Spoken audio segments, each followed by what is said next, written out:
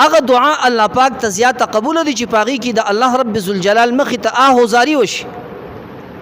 الله پاک ته خپل عاجزي پیش شي. دغه دعا الله پاک ته ډیره خوښه ده او الله پاک دغه دعا قبلای هم. د دې وجې نه سر سقطي رحمه الله به فرمایل کن کالصبي، تو پشان د ماشوم جوړ شه، د ماشوم پشان به جوړ شه. لأن الصبي اذا اشتهى شهوة على ابويه، وای ځکه کله چې یو ماشوم د خپل والدینو یو سیز غواړي، فبکا علیهما، دغه ماشوم پر خپل مور پلار باندې جړا کوي، فریاد کوي، حتی لا یمکناه، تر دې پور چې د مور پلار سره بیا بل طاقت نه چې دغه بچی د ځان نه دفع کړي، چې دې سغواړي هغه سیز ولا بیا ورکوي. دا د ماشوم هغه طور طریقه ده. نو وی کن انت مثله، تم پشان د دغه ماشوم شه.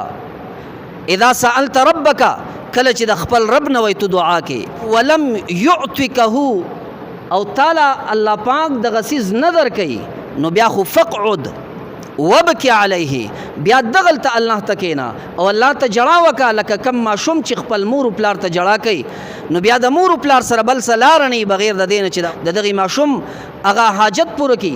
دغه غوښتون کې سیز اغلور کی، دقشن الله پاک ته آهوزاری وکا، الله رب ذوالجلال بتعالی هغه سیز در کې چې کم سیز تو غواړي.